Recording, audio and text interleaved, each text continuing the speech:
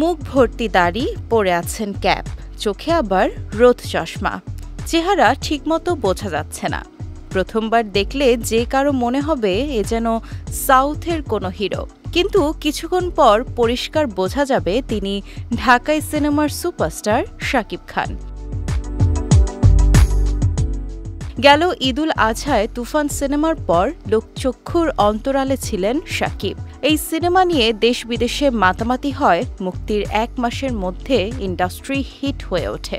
দেশ বিদেশে যখন তুফানে মেতেছিল দর্শক, ব্যক্তিগত কাজে শাকিব তখন সময় কাটাচ্ছিলেন দুবাই, আমেরিকায়। অনুসারীরা খুঁজলেও পাওয়া যায়নি কিং খানকে। অবশেষে প্রায় 2 মাস পর প্রকাশ্যে দেখা দিলেন বাংলার সবচেয়ে আলোচিত এই চিত্রনায়ক। আর সেখানেই শাকিবকে পাওয়া গেল নয়া লুকে। যে লুক দেখে চোখ কপালে উঠবে যে কারো। জানা যায় যুক্তরাষ্ট্র থেকে প্রায় 2 মাস পর 26 সেপ্টেম্বর ঢাকায় পা রেখেছেন শাকিব খান। বিমানবন্দরে নায়ক আলেকজান্ডার বোর সঙ্গে তার দেখা হয়। সেখানে শাকিবকে দেখে আলেকজান্ডার তার সঙ্গে সেলফি তোলেন।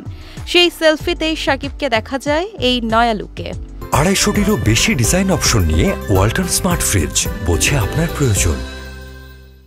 ধারণা করা হচ্ছে শাকিবের এই নয়া লুকটি থাকবে তার আসন্ন সিনেমা বরবাদে। মেহেদী হাসান হৃদয় পরিচালিত এই চলচ্চিত্রের শুটিং শুরুর কথা আছে চলতি বছরের অক্টোবরের প্রথম সপ্তাহে, যেখানে কিং খানের বিপরীতে থাকবেন প্রিয়তমা খ্যাত অভিনেত্রী ইধিকা পাল।